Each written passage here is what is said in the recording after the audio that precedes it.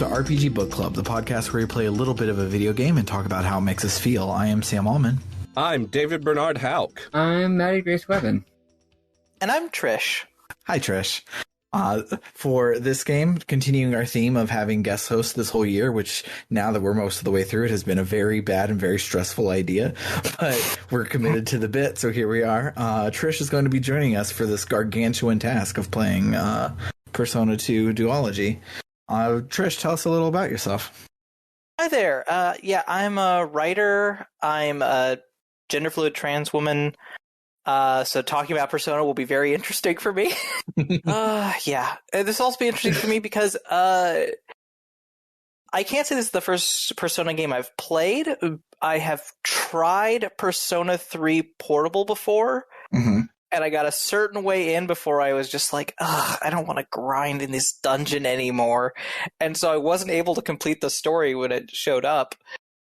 So I have not played Persona 4. I've watched people play Persona 5. So this is probably going to be the first Persona game I actually finish. Nice. It's way different than the others. I'm aware. It's way different from the ones that came later because it doesn't have the time system and it doesn't have the social league system. It's much more traditional, and it's different from the one that came before because it's good. Yeah. Persona 1 fucking rules. I've played a little bit of it. It's good, but I like to rag on it because I think it's not particularly good. It's a little bit inscrutable. And a little bit boring. Yeah, like all the best games. Yeah. But before we dive too far into talking about this game, how was everybody's week? I saw The Batman. Was it good? It was okay. It was pretty good. Kept me entertained for 3 hours, which that's pretty good right there. Yeah. It's not easy to do. Yeah. Being a superhero movie, it had some weird political things going on. Mm-hmm. And Paul Dano, I feel like Matt Reeves didn't even give Paul Dano any direction. He was just like, go in there and be Paul Dano. And Paul Dano just went wild. Nice. Yeah, I've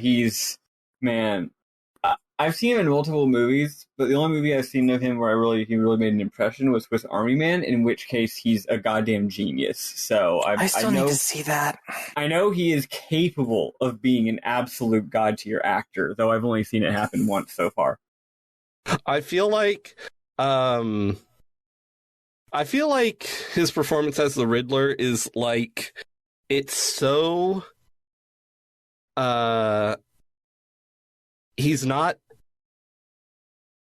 he has no shame. He is not embarrassed by any choice he might make. And I feel like if I didn't know he was a great actor, I might not be convinced it was a good performance. But I know he's a great actor, and I'm like, yeah, so obviously he's making these decisions on purpose.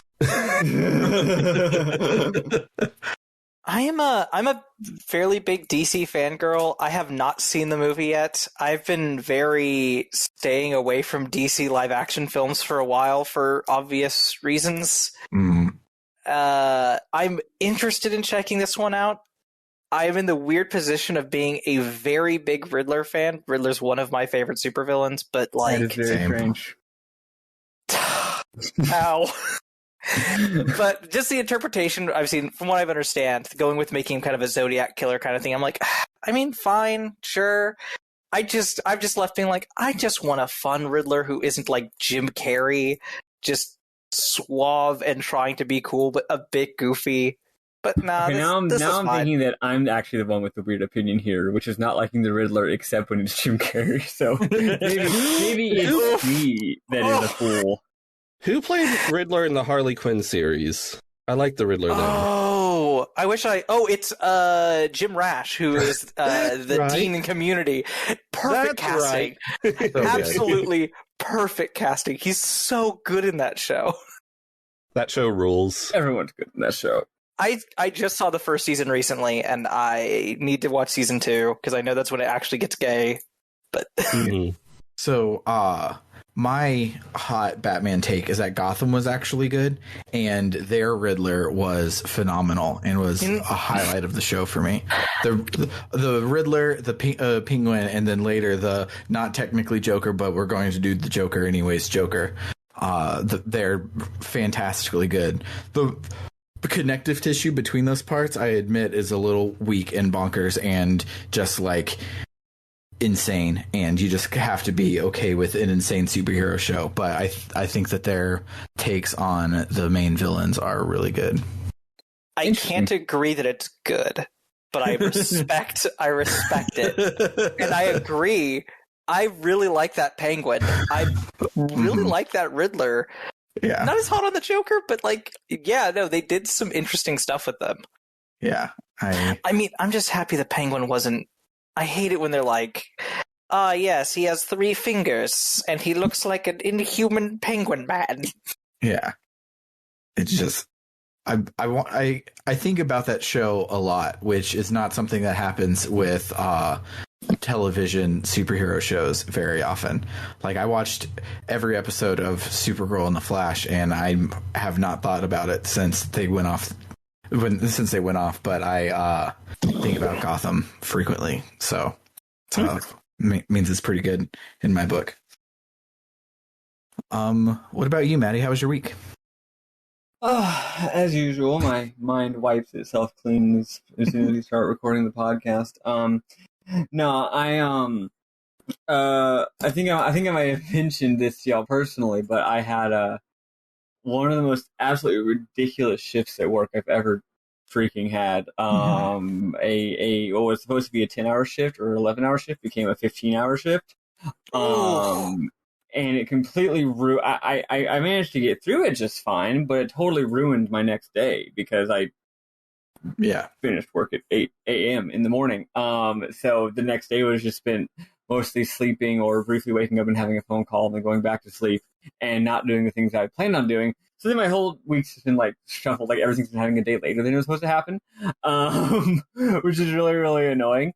But yeah, that's one of the main things. And then also on you get the rare update from me on a work of media because that's not something I engage in too often. But I actually am playing a video game that's not for RPG Book Club and also isn't a shmup, which is after ages of nagging me constantly. My very, very, very dear friend nagging me constantly. Anyway, I finally started playing Disco Elysium. Look, I wasn't putting it off because I thought I wouldn't like it. I was putting it off because who's got the time? Also, I wanted to play Kentucky. I really wanted to play Kentucky Route Zero. I really wanted to finish that game, but she convinced me to bump up to bump it up to the top of my list. So, yeah, it's like the best game in the world, probably. I played like 45 minutes of it yesterday and like 2 hours of it today. The graphics are amazing. The music is amazing. The writing is absolutely hysterical while also being heartfelt, serious, and very real. It's literature. It actually feels a lot like Kentucky Route Zero, honestly. I mean, from what I can tell, Kentucky Route Zero is an exploration of like the dysfunction of like post-war America, and Disco Elysium is the same thing but for Europe. Like pretty much. And it's just really great. Everyone who said it was awesome was not lying. I don't even have much to say about it. I mean, I've only played a little bit of it. You all know how slowly I play games. So I'm just clicking on every single thing there is to click on and exhausting every single dialogue option. Even when my character's subconscious warns me that I probably shouldn't exhaust that dialogue option because I'm not going to like what happens if I do that. And role-playing myself, I charge ahead and do it anyway. I'm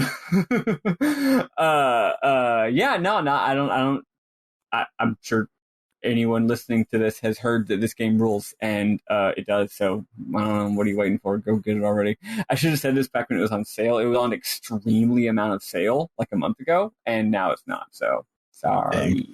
Yeah. I don't know. Like I said, my life's pretty boring. The only things I can talk about are extremely complicated things that would take too long to talk about, so I won't. Cool. I also have started playing video games that don't have anything to do with the podcast, which is much harder for me than it is for Maddie because I'm in 4 of these fucking podcasts. Yeah, that's true. But I have found myself when I had leisure time being unable to leisure because I would get in a stupid brain funk that would be like, what if I'm leisuring wrong? Like, as a person who speaks critically on RPGs all the time and I haven't played Earthbound, like, do I have to go play Earthbound today? Do I need to catch up on all of the great games that I haven't beaten? Or should I just play Iggy's Wrecking Balls against the computer and just do that constantly forever? But also at that time, like, I really like TV and movies, and I haven't seen all of Buffy the Vampire Slayer. Like, can I say that I like TV if I haven't seen Buffy, et cetera, and just would, like, hate free time and not actually do anything with it. So I said enough is enough, and I started playing Ace Attorney when not at bedtime, because that was my bedtime story, was Ace Attorney, and so I've just been playing it all day. And I also started Wild Arms 5 over because it's real good, and I don't even remember where I was playing it when I made progress on it before, but I'm now playing it on the emulation box in the living room. So those games are good. You should play both of those games.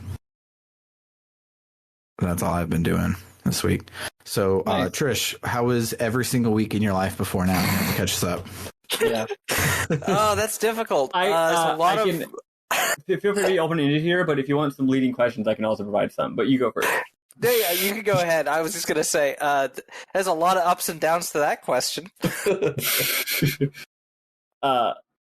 was just going to provide some possible prompts to get to know our new guest a little bit, such as what kind of video games you normally play, if JRPGs are a common thing for you, or if that's a little bit new. You were telling us before we started, this is going to be your first Persona game to actually play to completion, which is really cool, et cetera, et cetera. What's your deal vis-a-vis, things other than the fact that you're like a writer and the 2 other things that you shared about yourself? Yeah, so I love video games, obviously. RPGs are a genre that I enjoy, but it's like putting in the work for one of those TV shows that's like hour-long episodes where it feels like a big commitment, and so I don't play them as much as I probably would like to. And so there's a lot of like really classic ones that I just haven't played that I would like to at some point, but I really love RPGs. When it comes to like my favorite ones, I love Final Fantasy V, which is a weird answer for your favorite Final Fantasy, but I just absolutely adore that one. Chrono Trigger is a standard answer, but Chrono Trigger is great. Paper Mario Thousand Year Door, I'm going to be the nerd who says that's a great game, and we'll fight for its honor. It's a great game.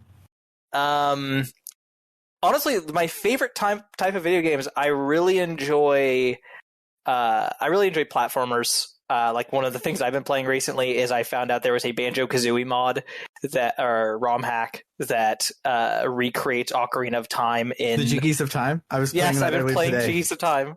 It's so good. It's too good. Sorry, Maddie. There's now 2 of us. Oh my god! As soon as you said that you're a big platformer fan, I was like holding my breath, like, oh god, is it going to be platformer fan parentheses good taste or platformer fan parentheses bad taste? And just to be clear, well, I didn't say which one you were. Although I fit my hand by saying that you agree with Sam on something. I'm just messing. I'm a big hater about Banjo-Kazooie specifically, but mostly just for fun because it's a bit. Yeah, no, I totally get that kind of thing. I grew up on Banjo-Kazooie. Jiggies of Time actually sounds really good, and I probably would play that before playing Banjo-Kazooie. Yeah, it does the thing that I've always wanted a Banjo-Kazooie like to do, which is make the worlds more intertwined. Yes, so they there's do. not just like, because like if you're imagining, okay, it takes place in Hyrule, you have Hyrule Field to be your hub world, be Grunty's castle, and then you have all the different offshoots. It doesn't do that. It starts you in Kokiri Forest, which is a level, and you have 10 Jiggies to find in Kokiri Forest, and Lost Woods is its own level. So if you go in there, you have to start over in Kokiri Forest, etc., etc. It's very more like intertwined, and you're constantly doing something instead of the ebb and flow of the original game, and I really like that about it. Yeah, it's really cool.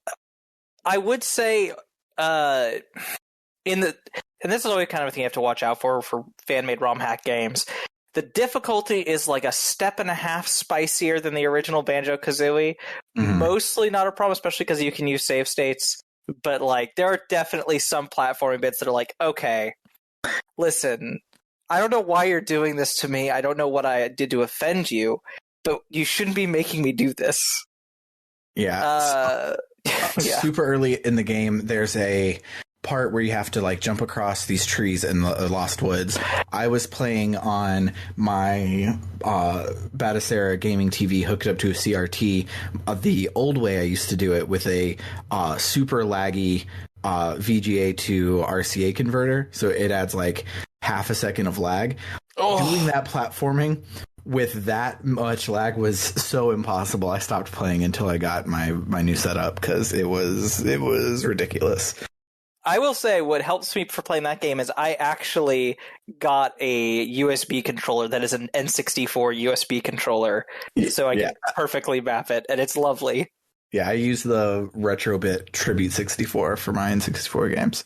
Shoutouts to Retrobit. They didn't sponsor this podcast. Yeah. But before we talk They about... could, though. They could. For $20 a month, we'll drop a shout out to Tribute 64 every episode. But before we talk about Banjo-Kazooie the entire time, let's talk about our other obsession, which is Persona 2. So let's... Which, fun fact, my GF just sent me this to make sure that I was aware of it. Persona 2, the version that we're playing on the PSP, turns 11 years old today. Oh, wow. Oh, wow. Happy Literally birthday, today. Persona 2. Happy 11th birthday to the game we are literally about to talk about after the music plays.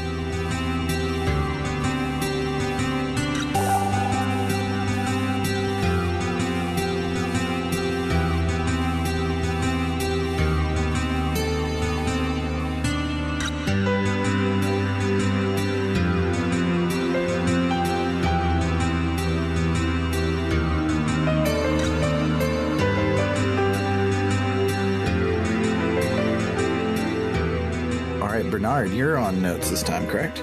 Yes. All right. So, Persona 2 is a sequel to Persona 1. I have played Persona 1. I played it a few years ago, so I don't remember it very well. I'm not going to be able to be as on the ball with from the first game stuff as I was for Suikoden.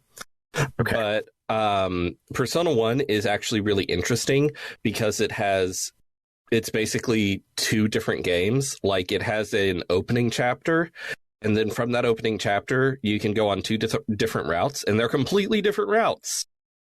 It's really cool.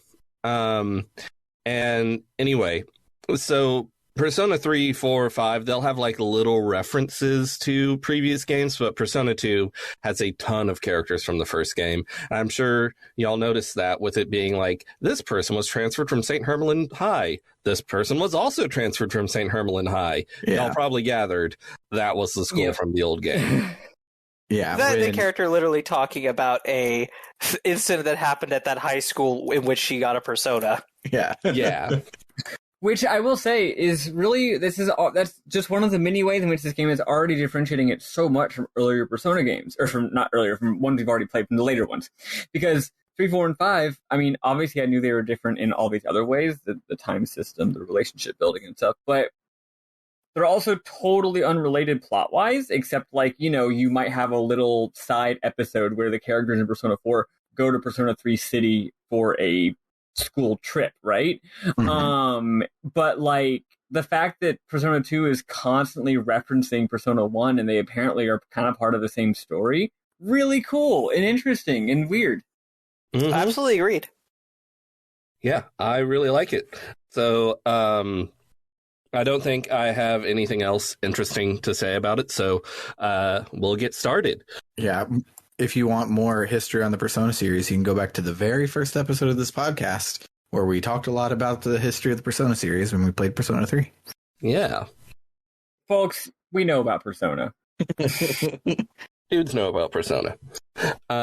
So we see a cool guy outside Seven Sisters High School working on his motorcycle. We know he's cool because he has a motorcycle. A, quote, thuggish student and a, quote, less thuggish student walk up and taunt him. It seems they stole some part that make motorcycle go. But then a bolt shoots through the cool guy's consciousness and he falls to his knees. The bullies are weirded out. An unknown voice speaks into the cool guy's head. It says, "Take my hand. Do not fear me. I am thou. Thou art I." Principal Hanya, who was transferred here from the school in the first game, shows up. He was hated at his old school, but is respected here at Seven Sisters High. We know that because the game does a little intro thing for him. He asks what these kids think they're still doing here. The students give back the motorcycle part and scurry off. Hanya demands the cool guy state his name. So now we enter his name. The default is Tatsuya Suo. But that's not the real name of Persona protagonist. The real name of Persona protagonist is Totino's DiGiorno. Every time. We also get to choose a nickname. The default is Tachan, but that's a derivative of Tatsuya, so of course I changed it to Pizza-kun. Let's figure out what everyone else's names are. Sam, what did you name your character? And also nickname, which is a new thing for this game. So I belabored over this because I in my first persona, like I said back in Persona 3, I named it after my son Bash. But all of these games take place in the same world, so they can't all be Bash. So when I played Persona 4, I named him Arashi, I believe, which is just Japanese for storm, named it after my other son. So I was like, I'm out of sons, so I don't know what to. You gotta go have more. I don't know what to name this guy, so I belabored forever, and I landed on Ichigo Ramune for strawberry Ramune, and I thought that was great, and I did a great job. And then I hit OK, and it was like, what about a nickname? And I said, fuck. And I just had to think of even more. And the nickname I landed on, I'm actually really proud of. The nickname is Soda 15. Soda for Ramune. 15 is Ichigo. So it's just like Suda 51 for Goichi Suda, but for Ichigo Ramune, which is silly and stupid, but it makes me really happy. You're such a fucking nerd. I named my guy Cloud Strife. I was gonna name him Bernie Sanders, and then I was gonna name him Tetsuya Nomura. And then there was one other name I had that was even better, but it wouldn't fit. It was one character too short, too long. So I went with Cloud Strife, and then being a little bit less stupid and actually using my brain and taking things seriously for once, I thought, well, Cloud. What would Cloud shorten to? So I went with Chuck. So our boy's name is Chuck. Anyway, there is I do also have a canonical Persona name. It's Joe Anime, but I blanked out and forgot that. So he's Cloud Strife. And I went with the default name because I'm the kind of girl, when I play a Pokemon game, I'm like, listen, this is Pokemon Red version. I'm playing as Red. Rival's name is Green. Fair enough. I used to be that way, and then I became an idiot. So Principal Hanya, after we say our name, he's like, "Oh, I've heard of you." He says, "If that nasty resonance I sensed from the hall was you, it makes sense. Looks like you're as much trouble as the rumors say." Well, I'll let you alone. He'll be along to guide you soon enough. Enjoy what few moments are left of your youth. Normal education professional things to say. Yeah. My teacher said that to me every single day. I have almost never encountered a more normal person. I really enjoy how quickly the game starts. Yes. It's really weird, you know? You're expecting, like, this is your school. Here's your friends. Go around and talk. At some point, an inciting incident will occur. And, this game's like, hey, first cutscene of the game, you want to acquire a persona for no fucking reason? Idiot. I find it refreshing. If like the other games, the I art thou and thou art I is you accepting your persona. That happens before you input your name. This game is on fire. Yeah, and the game's going to be like, spoiler alert, the game's going to be like, here's your other persona having buddies, and here's the villain, and the plot's happening now. Before you've really even established anything else, like the setting, or who any of these people are. Yep. This game's got an antagonist before it has a protagonist. Let's put it that way. Anyway, Principal Hanya leaves. A nondescript student walks up and says Miss Sayako is looking for Totinos. We walk around campus, but everyone says Miss Sayako is in a different spot. As we talk to the NPCs, we hear rumors of the Joker game, which is said to grant wishes. We also hear rumors that sound like people being granted wishes. Interesting. We also hear a rumor that the school emblem is cursed. And we hear other rumors, too. That's a lot of rumors. I wonder if rumors will be a core mechanic of this game. Also rumors about the Undie boss. Yes. The Undie boss at Kasaguya High, also known as Cuss High. Anyway, eventually we wander back to the bike racks, and Miss Sayako, who is hot, greets us. She is also from the first game. She's here to give Totino's guidance counseling, which he's been brushing off. After answering some vague questions about our future which don't matter, a white girl shows up. Her name is Lisa Silverman, and she's lived her whole life in Japan, and she's hilarious, and I love her. She's so good. I love her. For those of you who have played other Persona games, I will say Persona 3 and 4 and 5 all kind of have like a normal girl ally and normal guy ally. In Persona 4, for example, Chie is the normal girl ally, and Yosuke? What's his name? Yosuke is the normal guy, and like 3 is sort of the same. It's like, you know, first you get these two characters, this girl and this guy, and then later you have more interesting characters. I do think that the girl and guy in this game are pretty much in the same mold, just to help orient people. It is pretty much the same thing, although honestly, I know we're only a little ways in, but they might be my favorites so far of the whole series. Lisa is delightful, and Aikichi is also delightful. I love them both so much. My only thing against that is, even though I haven't played Persona 5, I did watch my ex play it a lot, and Ryuji is the best boy. But Ryuji is really good. Ryuji is a wonderful boy. The fact you can't romance him is a literal crime. Ryuji's definitely the top one for guy, and Chie is the best one as far as the girls go. Because Chie is best girl. But yeah, like these characters are given a run for their money. They're real weird. They're real characterful. I love them. Mm-hmm.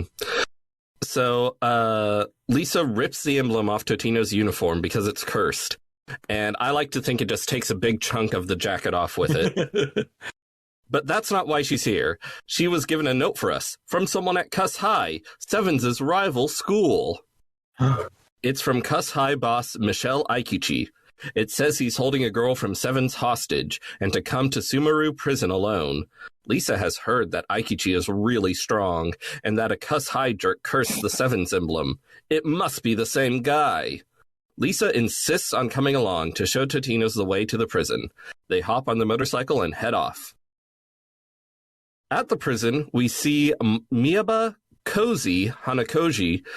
I just noticed Hanakoji. Koji sounds like cozy. Editor of the Seventh School newspaper, eating a bunch of food surrounded by Aikichi and his goons. Aikichi is like, who is this and what's she doing here? And she's fat, and it's funny that she's fat because fat people are funny for being fat. Yes, absolutely great. Thank you, Persona. Hopefully, my fingers are crossed. We're going backwards in time in Persona, and so it's probably not true. But I'm hoping that this is their problematic thing: is that they are casually making fun of fat people, and we won't. I actually have heard the series has actually been getting weirdly more problematic as they go on. So I think we're probably going to be better off in this game. There is an extremely problematic NPC, but I don't know if anyone else ran into them. I was going to just say there is I would argue probably at least to some level transphobic NPC later. Damn. Yeah. Huh, weird that I missed them because I'm very talk to every NPC type. Oh, well, we can chat about it later. Anyway, Totino's and Lisa show up. There's a very goofy scene. It turns out Aikichi wanted to start a band, so the goons set up this whole situation to lure Totino's here so Aikichi could ask him to join the band. Cozy's like, if y'all don't need me, I'm gonna head out. Aikichi is touched by his goons' care and asks Totino's to join the band. During the scene, he calls himself the Death Boss. Lisa's like, more like Undie Boss. I know you became boss by pantsing people. Aikichi is pissed, but then that bolt crashes through Totino's mind again. Lisa feels it too. Aikichi freaks out and summons a persona. He casts a spell on Lisa. A persona pops out of her too. Aikichi is shocked to see she can use a persona as well. Lisa collapses. Now a persona pops out of Totino's. He uses a spell on Aikichi and they both collapse. The three awaken in some crazy gazebo floating in the void. A dude in a mask appears and says, "Welcome to the gulf between consciousness and unconsciousness. My name is..." It's not the same one we always get. No, it's interesting. In Persona 1 and 2, this guy, Philemon, takes like the place of your sort of guidance counselor. Whereas normally in the later games, that's Igor. But Igor is in this game. I ran into him. I just figured they hadn't invented him yet. No, when you go to the Velvet Room, he's there and he helps you get new personas, but he doesn't like guide you. Going to the Velvet Room in this week? Yeah, it's just a shop. It's right there. It's just in the shop you list. just can. Oh, well, yeah. Okay. I didn't click on it because I just wanted to go do the rest of the plot. And then later I was like, are they going to show me how to make personas at some point? I think I just figured like I had to get through the tutorial dungeon first. As far as I know, you just wander into the Velvet Room whenever you feel like it. Yeah. Oh, okay. I did the classic, so this is what I must do to progress the plot? Time to do everything else. Mm-hmm. So Philemon says, "My name is Philemon. Have you forgotten?" Philemon explains that the powers they use are personas, the gods and devils that dwell within them, the masks they wear. He then says, "From time out of mind, beyond oblivion, the land of Sumeru is now a netherworld where rumors are reality. The battle is begun. From here on, you will face a fearsome entity which threatens your existence. I summoned you here to tell you this. Now go, and with your personas, break the chains of karma laid against you." So this has just been a wild day already. They're really laying a lot on us. Yeah. The three wake up back in the prison with the goons and Cozy standing over them. The three realize they all had the same dream. Lisa suggests they try doing the Joker game, where you call your own cell phone and something happens according to the rumors. What actually happens if you call your own cell phone number? It goes to your voicemail. That makes sense. Yeah. Anyway, if they do this, they can test... Sorry, let me be clear. It's listening to your voice. It's going to your voicemail box. Okay, that makes sense. It's not leaving yourself a voicemail. It's like, hey, here's your voicemails. Mm-hmm. Anyway, they want to do this so they can test the thing Philemon said about rumors coming true. And turns out this wasn't a good idea. Lisa and the goons all try calling their own cell phones. A masked figure appears, along with three doppelgangers. They each stare down one of the four players. The figure says, "Oh God, I've got to come up with a voice for Joker." "I am Joker, the final trump card drawn by those anguished over their dreams. Tell me your ideal." The players stand in stunned silence. Cozy says, "No, you have to hurry and tell it your ideals. The rumor said that those who don't get turned into shadow men." Joker says, "Your trump cards have been spoiled. The bet on the table was your inner dreaming heart. In accordance with the ritual, I will now claim the pot." Joker and the doubles each hold up a skull. Bolts leap from the 3 skulls pointed at the goons and suck their life force away, leaving them blank husks. Lisa is spared. Aikichi asks what Joker did to his goons. Joker says, "Ideals only cause pain to the powerless. I have freed them from their anguish. Better not to yearn for impossible dreams. They are lifeless shells of dreams. They can be seen but are not. They will be forgotten and become true shadows. But enough chit-chat. I have other business with you. It's been ages, Totino's DiGiorno. I've been waiting for the moment you would all summon me. As a parting gift, I'll show you something interesting. Not personas, but true demons." Joker summons demons. Totino's, Lisa, and Aikichi fight them off with their personas, then try to attack Joker all at once. Then Joker says a bunch of lines which start with a great sentence. "A fusion spell. A laudable idea, but it's much too weak. You'll never best me with such a paltry offense. Aikichi Mishina, Lisa Silverman, and you, the thief. It's time you died. You cannot escape the Wheel of Fortune." Wheel of Fortune. Thank you. Right. You cannot escape the Wheel of Fortune because you're at your grandparents' house and that's what they want to watch. Joker uses some crazy attack and knocks them all down. Holding Totino's by the throat, Joker says, "Those eyes, you haven't changed. What kind of dreams did you build on the corpses of other people's ideals? The poker face doesn't fool me. I know. You're a dunce who doesn't even know what he wants to do. That's right. You have no right to be dreaming. You should know by now why I came to you all today." The 3 are like, "What the fuck are you talking about?" Joker says, "No. Do you not remember? Impossible. This can't be. How could this happen? What meaning is there in killing you if you do not remember? Let this iris be my testament. Now go and remember the sins you have committed. Then I will claim my revenge. You escaped your fate this time, but you will get no rest. My demons will be your assassins." Joker throws a flower at the group and disappears. Aikichi walks up to one of his goons and says he's sorry for what happened. There's no response. Cozy asks who he's talking to. They've been forgotten. After spending some time shaken by the events, the 3 decide they need to figure out how to defend themselves against Joker. Cozy says she'll see what she can find out about Joker and passes along a rumor that a nearby ramen shop sells weapons. With no other leads, the gang heads there. When they arrive, they find a loser from the first game called Tadashi trying to buy weapons from the owner, but she turns him down. She turns down the kids, too. Totino speaks to Tadashi, who says he works at the Kuzunoha Detective Agency and gives him a flyer. The gang heads over to the detective agency for no particular reason.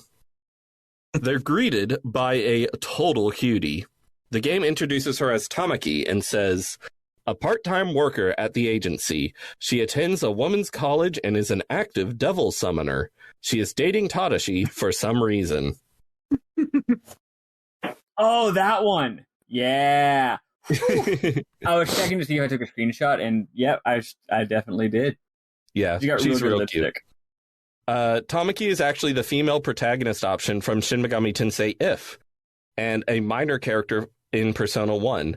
I didn't know there were actually connections between Shin Megami Tensei If and the actual Persona series. Yeah, I knew If was Persona 0, and Persona was like the spin-off that came from If, but I did not know that they were like actually connected. Yeah, it's sort of neat. Tamaki is a silent protagonist in Shin Megami Tensei If, but in Persona 1, she's a minor character. Tamaki and Tadashi in Persona 1 are rivals who are secretly in love with each other. And now they're adults and they're dating, and the UI thinks it's funny that they're dating. because Tadashi is a loser. One of my girlfriends is really into Shin Megami Tensei and had mentioned that to me. That like, oh yeah, going into this, just by the way, there's going to be a couple characters that are going to be from the first Persona and also from Shin Megami Tensei games. If you catch anyone being referred to as a devil summoner, that's a Shin Megami Tensei character. Mm-hmm. Yeah, and it's sort of interesting because, you know, you play Personas 3, 4, and 5, and you think, oh, this is just sort of separate from Shin Megami Tensei. You don't have devil summoning here. You just have Personas. But it's like, no, you have Persona users and you have devil summoners. Yeah. They're both I here. guess it kind of makes sense because all the games, it's like, it's pretty easy for games to share a shared, like, universe when the universe is just, what if the modern world had supernatural shit happen in it? So it's like, it actually makes sense when you think about it that way. But yeah, it is very surprising to learn. But it's like, oh yeah, you just. Meanwhile, these other guys were off, also living in Japan and having devil adventures. I'm surprised there's not a game called Shin Megami Tensei Devil Adventures. You really would think so. So Lisa asks Tamaki and the Chief Detective Todoroki, who is also there, about the ramen shop rumor. Turns out they just told Tadashi that to tease him. Aikichi mentions Joker, and Tamaki is like, oh, we're investigating Joker. They exchange info, and Todoroki offers to spread the ramen shop rumor to see if it comes true. The gang heads over to the ramen shop immediately, and they find the rumor has come true just as quickly. They get some weapons. Cozy shows up and tells them that someone witnessed Hanya with a mysterious masked figure. The gang rushes back to Sevens and finds a big commotion there. Turns out the clock tower started up again. Everyone's freaking out because it's been stopped since a teacher died in there, and there are rumors that ghosts will appear, or the world will end, or something bad will happen if the clock starts again. Another hot teacher who we might have run into earlier, who is nicknamed Miss Ideal, walks up and says, "No, this can't be. The 7 Pleiades set the frozen time free. Has it begun? The Narurato Stone. What about the Narurato Stone?" So yeah, another normal teacher. I can. Did y'all get the context of what the heck the Narurato Stone is? Yes. Yeah, I mentioned later in my notes that it's like a magnetic monolith in the school courtyard. I don't have more than that, though, if there is more than that. Oh, no, you hadn't, I wasn't sure if y'all went into the courtyard. Yeah, so you see, when you see her earlier, you only need to, first of all, she's very, like, as you can tell, she's usually into, like, all the woo-woo stuff. And secondly, there's a statue in the courtyard of, who's it of? They do say who it is. It is Principal Hanya. Yeah. That's right, yeah, which is weird. He just got there. So there's a statue of the principal in the courtyard. She says it's made of some kind of special stone. And also, some NPCs do say that there's a rumor that, like, I don't know if the rumor is that it does walk around sometimes, or if it's like it might walk around, or people have seen visions of it walking around, but there's some kind of rumor about the statue walking around like a guy, so that'll be a thing at some point. So that's what she's referring to when she randomly exclaims that for no reason. Yeah, I got the impression that's just one of those things, like a bunch of school kids see this really realistic looking statue and are like, oh, I bet that gets up and walks around when no one's looking. Mm-hmm. I mean, the kids at the school apparently fucking love rumors. So. Seriously. Miss Ideal rushes into the school to go to the courtyard. A weird scene plays out where a girl's face gets messed up because of the emblem curse. Everyone but the gang freaks out and runs away.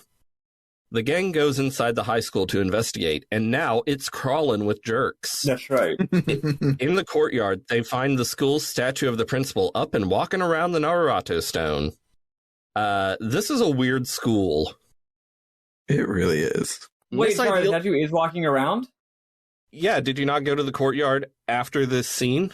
I did not. Nope, I guess I didn't. See, I thought that was something they were going to follow up with later, ironically not realizing that I should just go check and see. Yeah, if you go to the courtyard after this, at this point, you go and the statue is walking around the Narurato Stone. There's that. There's also a cutscene with I can't remember if it's Miss Ideal or if it's one of the other teachers who's freaking out about the stuff happening, and it's basically saying it has to do with the stone, probably. Yeah, Miss Ideal shows up and says to herself that this is terrible, and she sort of, in a prayer, asks someone named Kashihara what she should do. She notices the gang there and tells them to leave, so they do that. Also, I want to note, she ran into the school to go directly to the courtyard, but we somehow wander into the school, wander around, look around, and then go to the courtyard and arrive before her. So that's interesting. Space is warped and time is bendable. Yeah. She had worse battle RNG. She had a lot more fights than we did. So I do want to say... RNG can be really bad. I do want to say I played a little of this game a long time ago, like right after I played Persona 1, and I was a little like, why isn't everyone else seeing these demons? But now I'm like, I guess probably Joker does say the demons will be their assassins, so I'm guessing the demons are like only appearing for them. Yeah, the gang. Probably. Yeah. Oh my gosh, what was I going to say? Oh yeah, the encounter rate in this game is real high. You take like 5 friggin' sets, and you got another battle. Mm-hmm. Mm-hmm. Yeah. So the gang finds their way to the principal's office, but Hanya isn't there. Some students are there, though. When they notice Aikichi's cuss high emblem, they take it and run off. Lisa makes fun of him, and he decides to call her Ginkgo. She's like, no way are you saddling me with a lame nickname like that. But it's too late. The UI is already calling her Ginkgo. I love jokes like that. Yes. I love Cute. jokes that involve the UI in any game. Yeah.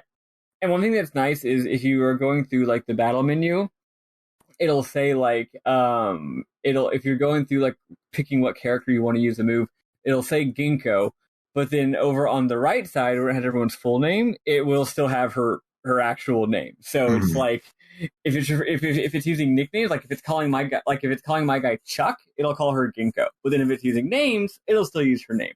So yes, it has officially become her nickname. I noticed that in battle, it was calling people by their nicknames, except for me. For mine, it said Ichigo, but then for Yukino, it had Yuki, and it had Ginkgo, and it had something else. But I don't know if as we go along, we will unlock more nicknames or You're actually what, right. You're actually right. It was calling my guy Cloud, not Chuck. You're right about that. So yeah.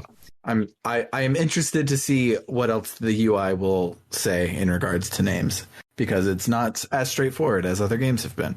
Yeah. I can't remember if it calls in battle, if it calls Aikichi, is it pronounced Mikkel? Is like the weird It does. nickname? Yeah, it calls him Michel in the battle UI. Yeah. I mean, I assume it's French because that seems like the kind of thing a Japanese punk rock teen Persona character would do. I love him. He's so good. Anyway, so I looked up what Ginkgo means, and it's just Gin, the word for silver, and Ko, which is just how a lot of Japanese girls' names end. So, because her last name is Silverman, so Ginkgo. Ah, That's cute. Then 2 ladies show up. The one with hearts on her boobs teases Aikichi and Ginkgo, and they're like, who are you? She says, at times, I'm an ambitious reporter. Other times, a mild-mannered editor. But my true identity is a rising star of Coolest Magazine's editorial staff, Maya Amino. Nice to meet you all. And those of us in the U.S. who played the second game before the first game of the series realize that she's the protagonist of the next game. Mm-hmm. and those of us, that's funny, yeah, because it came out on PSX.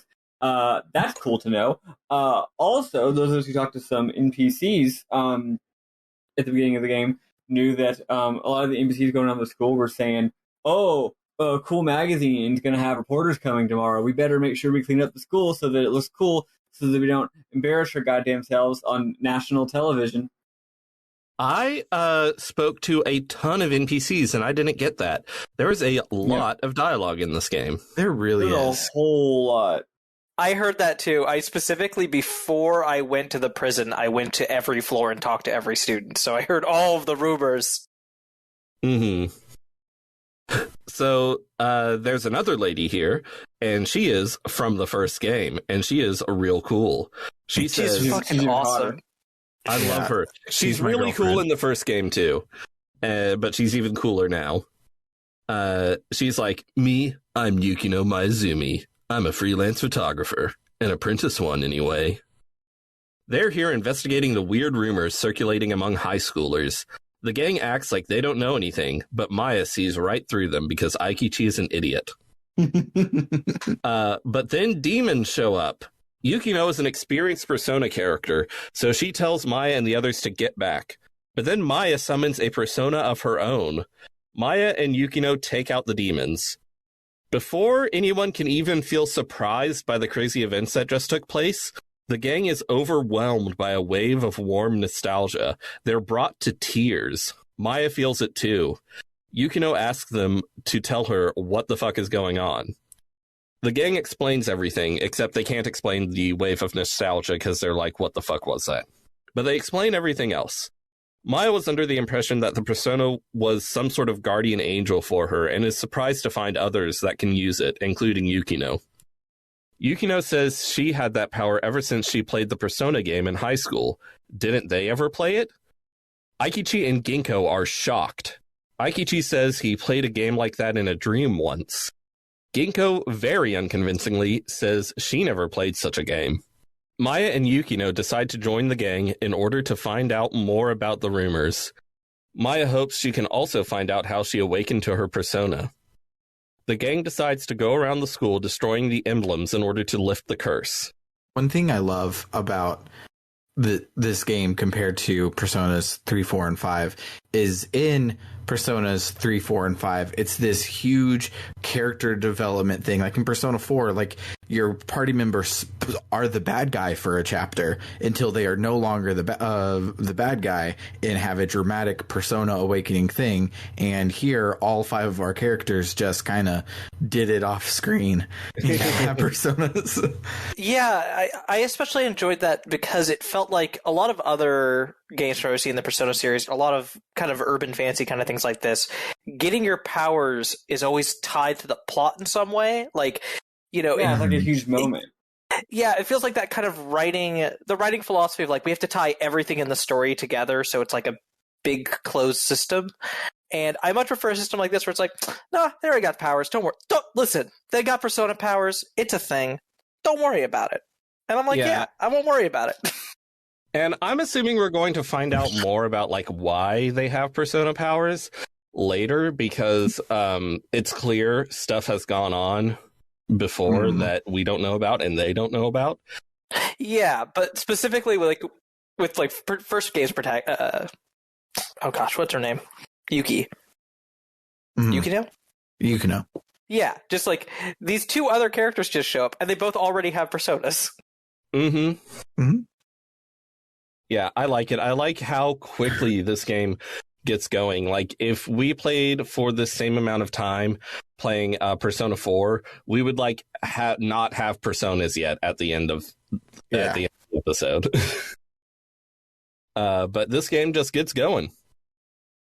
So before they leave to go destroy all the emblems, Aikichi gives Maya a pair of pink guns for her weapon, and Maya is really unsafe and shoots the wall, and I'm like, who's going to pay to repair that, Maya?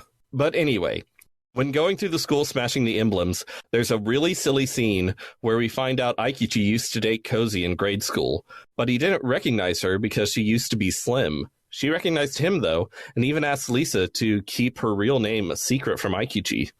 Due to the specifics of how the silly scene plays out, everyone totally knows Cozy's identity as Aikichi's ex, except for Aikichi.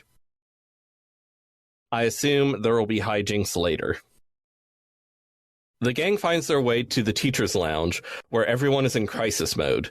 Yukino spots Miss Sayako and they catch up, since they're both from the first game. Yukino explains the situation and Miss Sayako gives them the okay to smash the emblems in this room. But after smashing the last emblem, the curse isn't lifted. The students are still sick. Then Ginkgo realizes they forgot about the giant emblem on the face of the clock tower. Just then, Principal Hanya's voice booms through the PA system, telling everyone to stop smashing shit and start cleaning up. Miss Sayako instantly falls in line due to Hanya's mysterious respectability. Because they're bad boys and girls, the gang decides to go smash up the clock tower. They have to find the key. They do that. They head to the clock tower and are greeted by a ghost. The ghost says time must not be set free. The ghost disappears, but Maya, Aikichi, and Ginkgo all feel like they've seen him before. Then they notice Hanya standing on a platform above them. Joker is floating next to him. Hanya says shit about how following Master Joker is the essence of a fulfilling life. Joker granted his wish to be a beloved principal and have hair. Aikichi asks Joker what the point of granting this dude's wish was. Joker says, "Revenge isn't my only motive. This is between myself, the giver, and you, the thief. A battle with Totino's DiGiorno for my dream." I'm hoping y'all are laughing at Totino's DiGiorno and not my voice acting. Yes, Totino's I'm not DiGiorno. trying particularly hard. Totino's DiGiorno. I'll never let you destroy my dream again. I won't make the same mistake twice. The 7 Pleiades set the frozen time free. Time is free again. Heed the sound of the bells that toll for your dreams. During this monologue, Maya realizes that Joker is crying. Joker throws a flower at them and disappears. Hanya leaps down for a boss fight. He has a persona. So we all found this boss fight pretty easy, yeah? Yeah. I mean, I'm playing on easy, but It was absolutely nothing. Yeah, I'm playing on normal. It was still real easy. I pretty much just used fusion spells over and over, and Yeah, totally nothing fight. Although, because we always do this, I do want to briefly comment on this game's battle system. So first of all, 5-character party, folks. you love to see it. You love to see We it. absolutely love to see it. We love to see it. So far, everyone who's joined the party is in our party.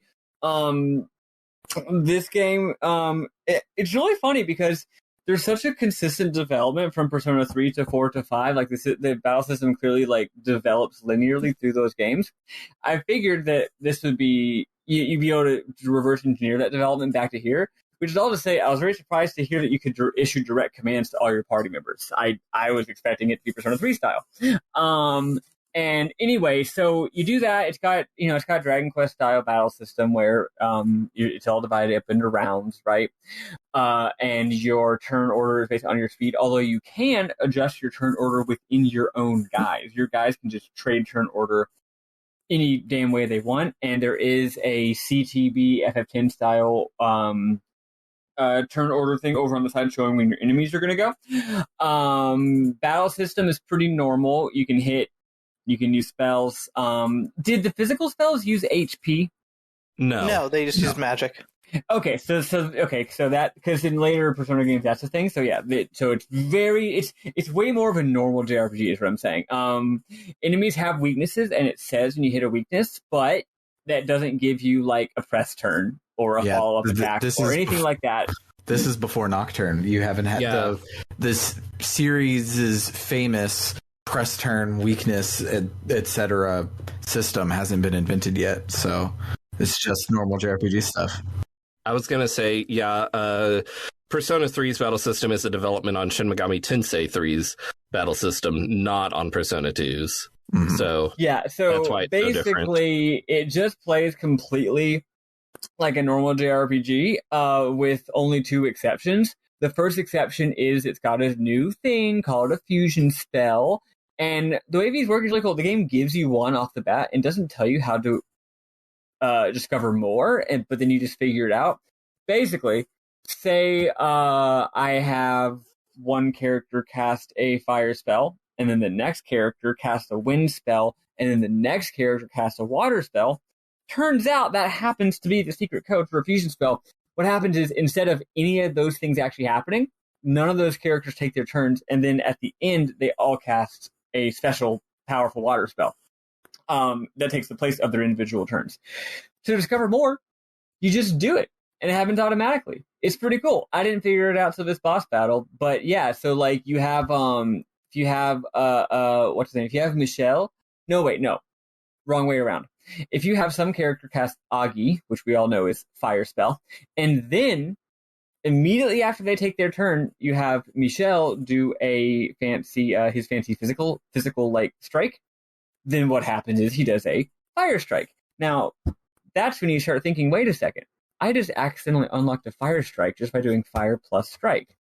What if I could do a water strike or a ground strike under the same principles? And it turns out you can. And I felt pretty smart because the game starts you off with a really powerful water spell. But guess what? This boss is immune to water and weak to fire. So I realized, oh, what if I cast the same 3 spells, but the fire one is the last one? Wouldn't you know it? It unlocked a really powerful fire fusion spell. It's Powerful neat. one. It's really like 10 multiple rounds worth of attacking your whole party amount of damage. I was like, holy moly. And the battle would have taken a lot longer if I hadn't discovered that. So yeah, you just experiment. Just put 2 moves up against each other and see what happens. It's pretty cool, actually. And the game also does have an auto battle, which you'll be using most of the time because this game is really easy. There's one other small little thing, which is that your personas level up separately from your dudes, but not in the way that they are in later games. And they level up based on usage. So if you want to level up your persona, you need to use skills. The reason I mention this is that if you use auto battle, your main character will attack instead of using skills, I guess because your attack stat is pretty high.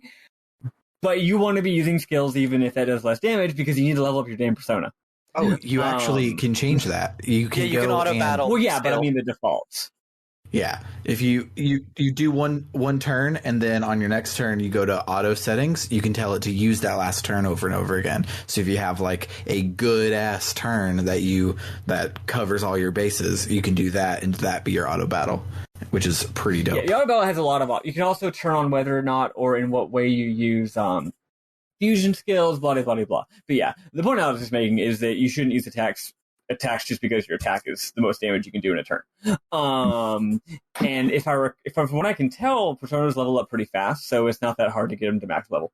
They have 8 levels. The second thing this game has is from the SMT series, demon negotiations. You can talk to the enemies. It's very elaborate, and it can result in one of 4 things. So there's 4 results in demon negotiation. The 4 results are they get scared and run away. They get excited and give you tarot cards. They get happy and make a pact with you, thus becoming a sonable persona. Or they get mad and attack you. So most of the battles in the game end with not having to fight the monsters. Except I cannot penetrate this system, and so I never do it. Yeah. Oh, it's like super I make them easy. mad Just so mess with it. often. Yeah, it simultaneously gives you more information and thus is less opaque than the one in Persona 5. And yet, Persona 5, like, the demon negotiations make way more sense than in, like, any other Shin Megami Tensei game. Yeah, and I still felt like, I don't know if it was the OG localization of the vanilla game or what, but I felt like I was mostly guessing there. This one gives me information on the side. It gives me feedback. I should be able to know what's going on, and yet I feel more lost than I was in Persona 5. I cannot do the negotiations in this game or in most Megaton games. I have managed to get 2 personas this week. I did it. I got 2 packs out of the hundreds of fights I was in.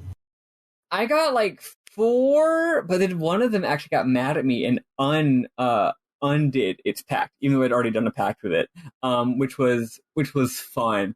I don't know, like, so I don't know, like if they're you just gotta be like, all right, should I be nice to this person? Should I butter them up? Should I be aggressive at them? And if you try one category, so the attributes do a pretty bad job of telling you what to do, although sometimes you can guess. But if you try something and they don't like it, don't try something similar to that. That's the main thing. Like, you know, if you have your guy try to be cool and they just don't like being cool. Okay, well then let's try the girl being nice or the other girl punching it, right? And it's like these are different categories of things. So if you try different categories of like different types of interactions, eventually you'll be like, oh, this is the one that makes the meter go up. Cool. Making Lisa dance at them is absolutely wonderful and just brings a smile to my face every time. Yeah, she's great. Totino's, one of his things is do impressions, and all of his impressions are bonkers. It's like he does an impression of the sound of construction equipment. It's so good. Also, don't miss out on the fact that you can do combo negotiations. So instead of picking one guy, you can have your characters work together. So whenever you go to pick a guy, it says, hey, who do you want to be the one contacting the monster? And you get to pick one, right? After you pick one, if you just pick one and then hit confirm, then it goes into the next part of the menu and you get to pick one of your 4 options. It's always the same 4 options for each character.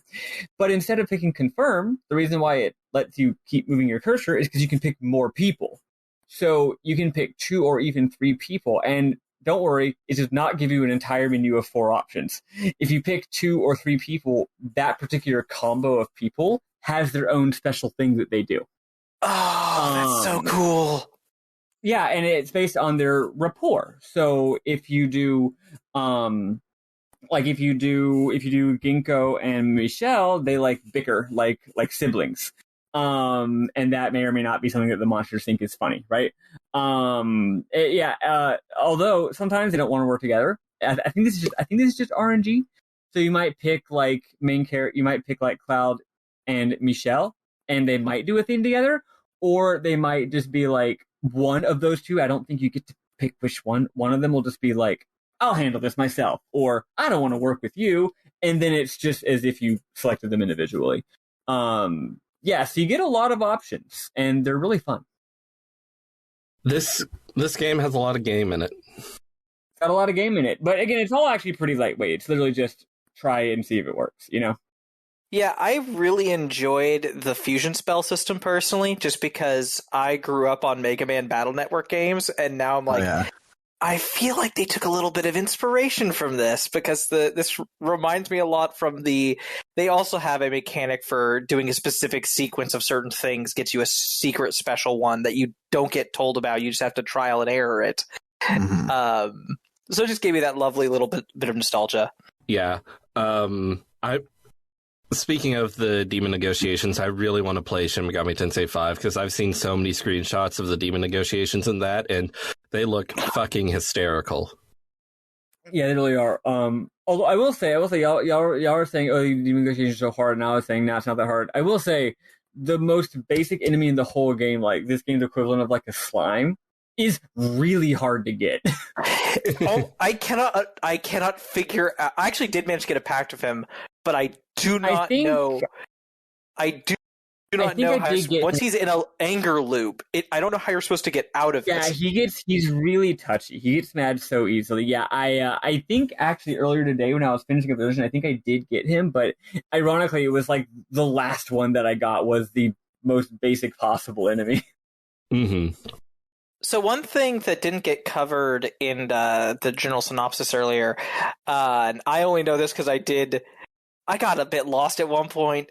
The game at points did not give me a feeling like I 100% knew what to do. So I did look, and there is an optional boss fight. Oh, really? This week? Already? We just started. Yeah, it's more like a little mini boss. There's a character who, when you're going around smashing clocks, there's a character who, once you've smashed them all and you have to go to the teacher's lounge, if you leave the school, you can go to the alley and go to the detective organization. There's a new rumor you can spread that you can pay to spread about a ghost girl that one of the students told you about. Oh, yeah. And I got that rumor. But I didn't do it.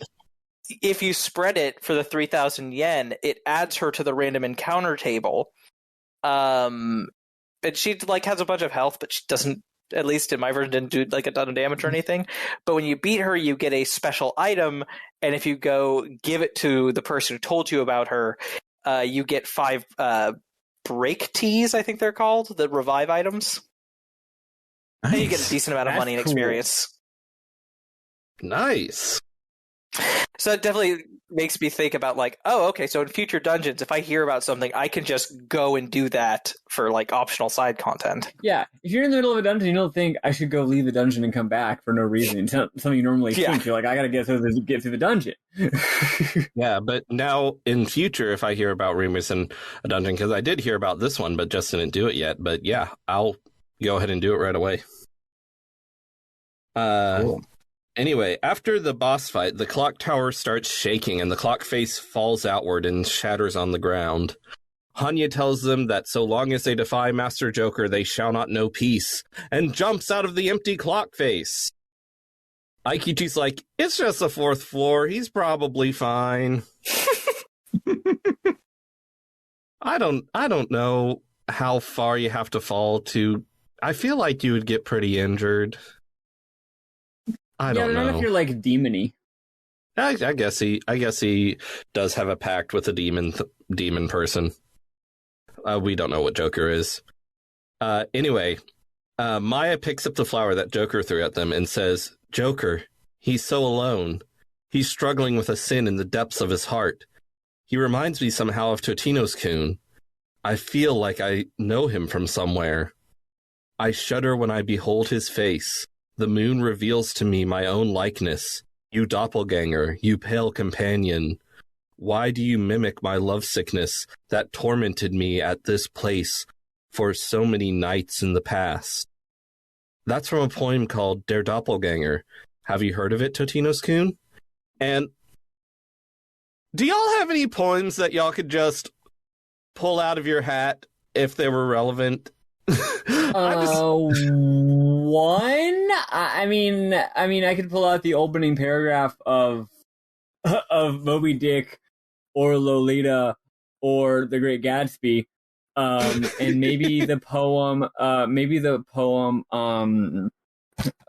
certain poem by what's his name, E. Cummings. There might be like one, but yeah, nah, that's like all right, nerd. I can throw a few bars from the Jabberwock, but that's it.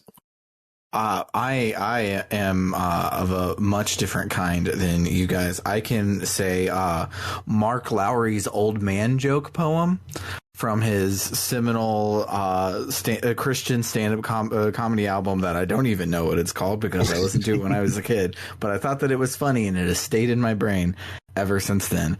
That's the one poem that I can just reference offhand. For really stupid reasons, I could reference offhand the Ulysses.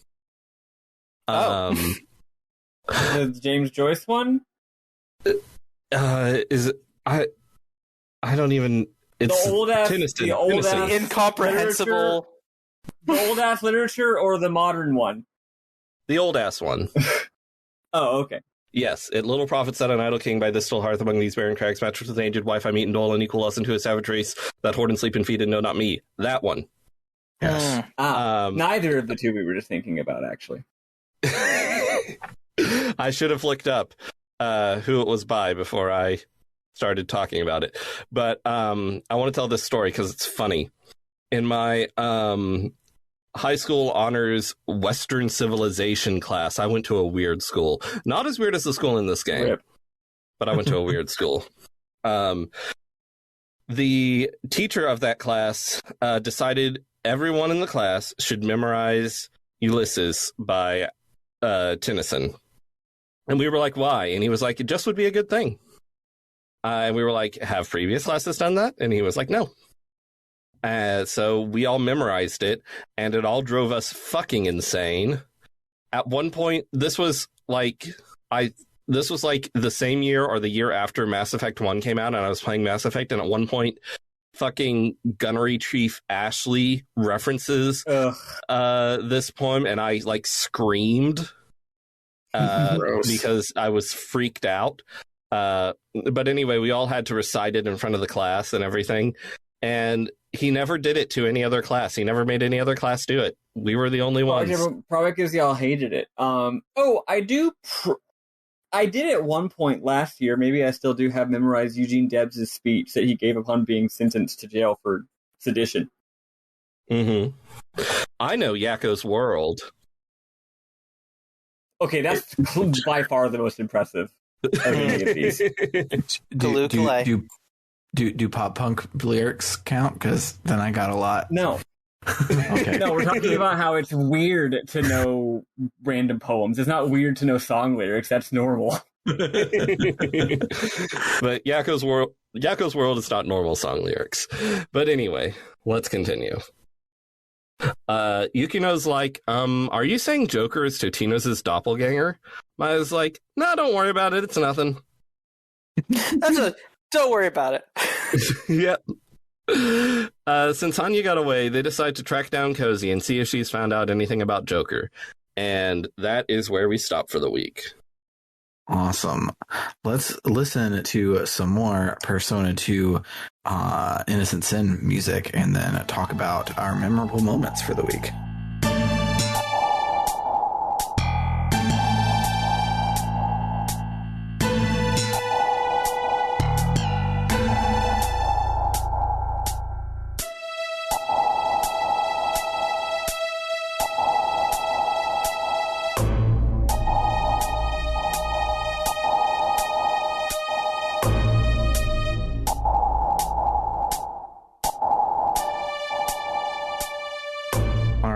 So, memorable moments. Maddie, what do you got? Oh, shoot. Y'all first. Okay, so I had one, and I was really excited to talk about it, and then Maddie told me to go first, and I completely forgot it. I will share mine. I really like how I had to grab the Vita.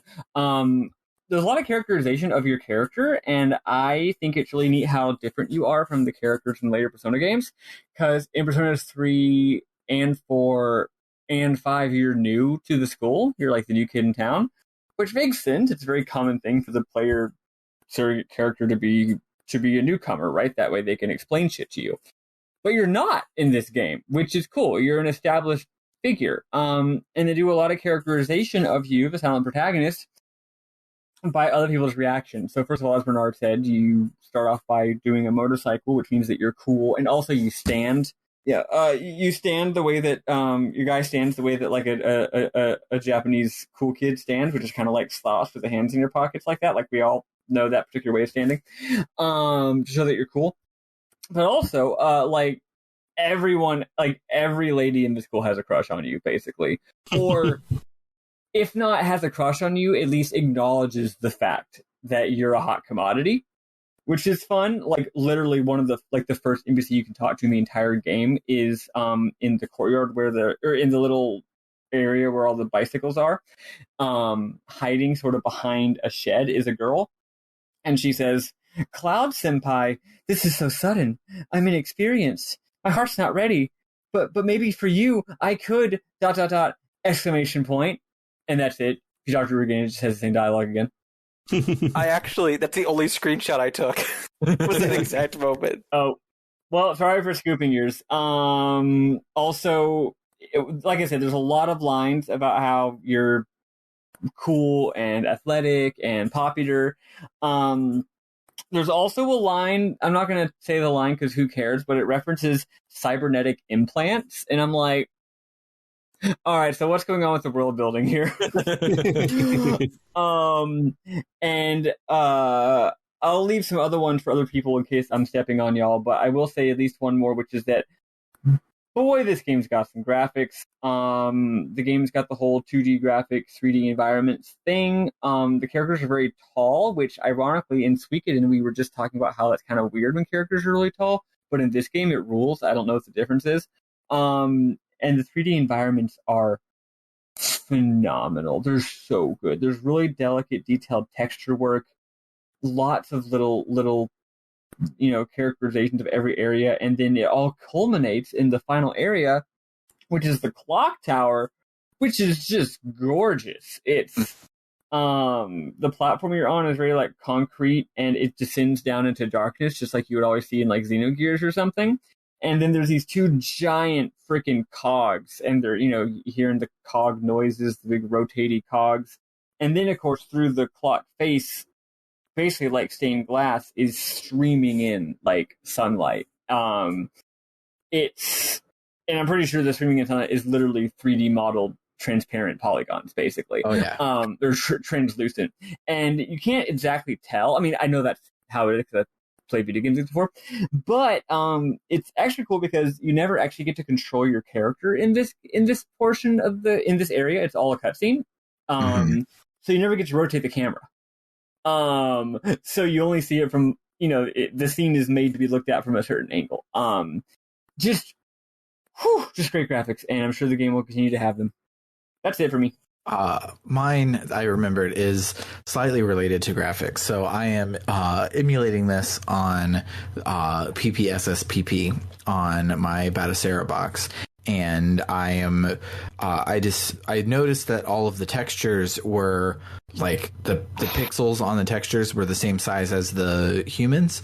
So it wouldn't look weird if I upped the resolution by a lot. It would just make the aliasing clearer. So I did that, and it looks great. But something in the code about the flash to white to load your battle is related to the rendering engine. So because I changed it, it keeps loading the a screenshot of when I first entered the dungeon constantly every time I got into a battle. So I would be like in a classroom on the third floor, get into a battle, and it would flash to down at the bottom, including the big climactic fight with the principal. So it's like, all right, well, now we have to do this big fight. Meanwhile, remember when you were standing over there earlier? Cool. All right, now we're back to the battle. And it's a weird ass thing, but it tickled me pink every time it happened. I was playing it on that same emulator, and I also had that problem.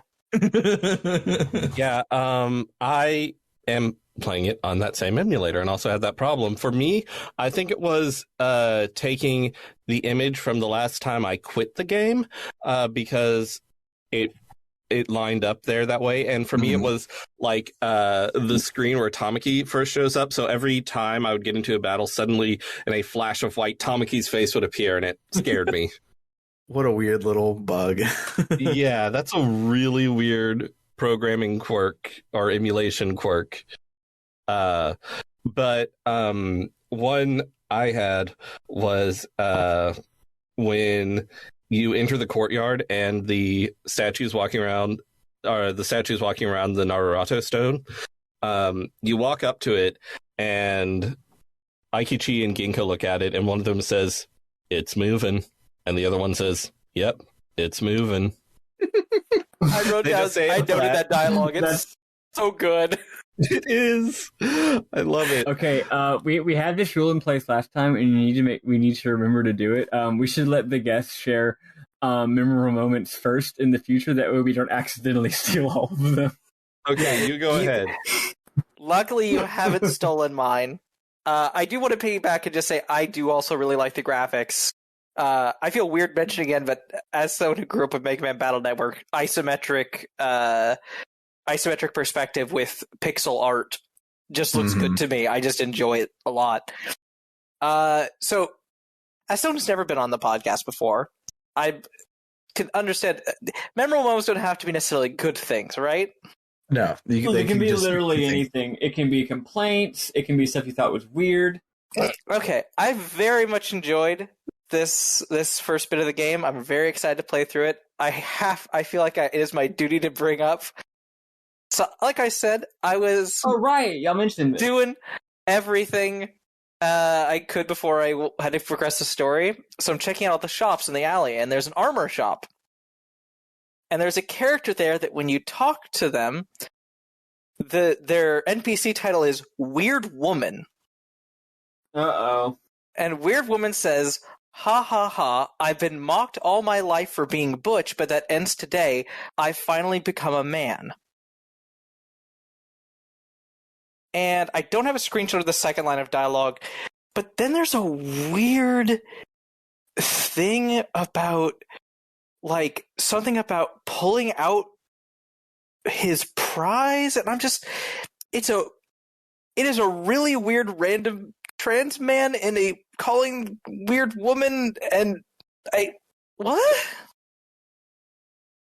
Yeah, it's really weird and bad. I'm hoping that, from what I've heard about this game, I'm hoping that stuff like this is contained in random NPC stuff and not like half the plot as it is in Persona 4. Yeah. Yeah, it's not a unskippable cutscene as it is in Persona 3, and it's not half of the plot like it is in Persona 4. So, still bad. So I remembered another one that I had. I remember now. So when you get to the part where Ginkgo calls Eikichi Undie Boss, I was like, well, that is a like obviously bad localization. Like that doesn't really make any sense. Let me Google and see like is there somebody been like, oh, this is what they actually said in Japanese, or can I find it there? But instead, I'm wrong, and everyone loves the line "Undie Boss," and it's like on shirts and shit. Like everyone fucking loves that line. But to me, it was just the most mealy mouth '90s translation thing that I ran across this week. But whatever. I enjoyed it. I thought it was very funny. I will continue to be the one who is wrong on this podcast. I think it sounds weird too. To me, it doesn't sound like something anyone would actually call someone in real life. But this isn't real life, it's Persona. That's true.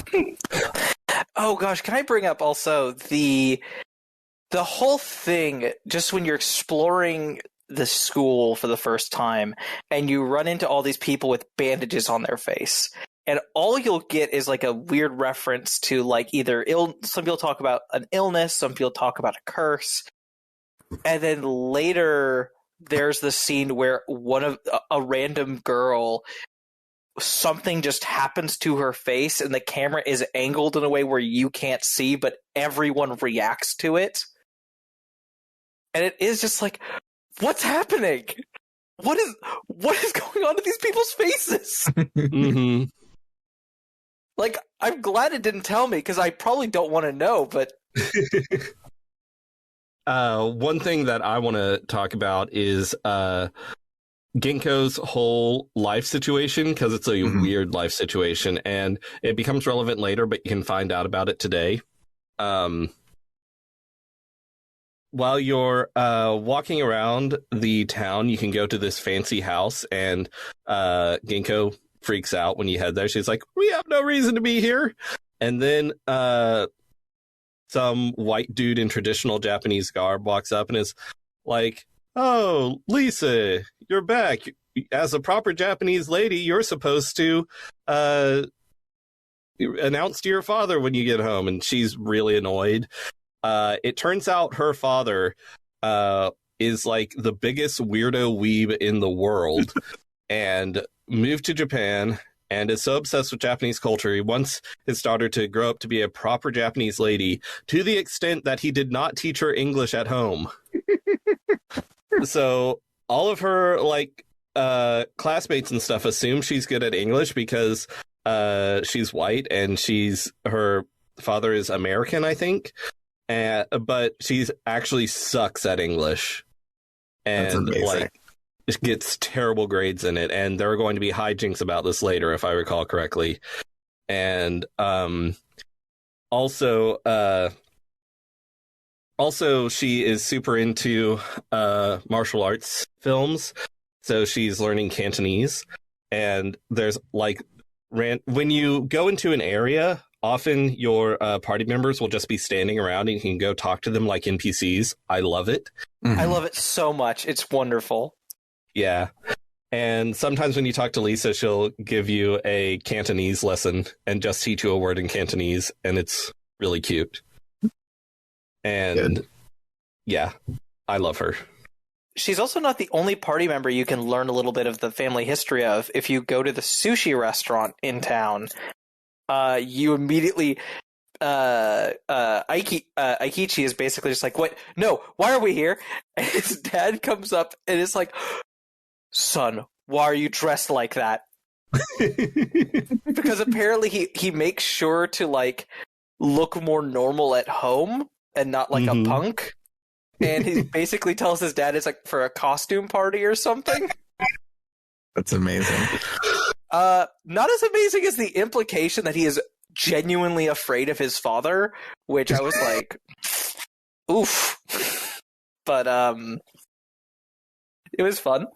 Yeah, Whomst hasn't put the clothes they really want to wear to school in their backpack and left in normal clothes in front of your parents to then change after first period. We had uniforms where I went. Confusingly enough, that's not relatable for me of all people. Same, Weird. yeah, both of us were like, no, we were eggs. I'm trying to think if I had anything else I wanted to bring up. This game is dense and so much of the writing is so good. Yeah. Oh, I do have to bring up Horror Loving Girl. Horror Loving Girl is an amazing NPC. Oh, yes. She's just a random NPC who's just like speaks in really creepy ways and like likes to tell spooky stories. She speaks like a FromSoft NPC. Exactly. That's amazing. But if nobody has anything else, I think we can go ahead and wrap this puppy up. Mm-hmm. So if you like what you heard today, you can check us out on the web at www.rpgbook.club, where you can donate to help us keep the lights on around here. We recently have overhauled the Ko-Fi. So now we have membership tiers. The Gadabout tier is the same one we had before, where any amount that you donate gets you in, and it has the same. We didn't take anything away from anybody, so you could still get Book Club no Kaseki a month early. You still can vote on all the polls. You still get a green username in the Discord. Everything there is the same.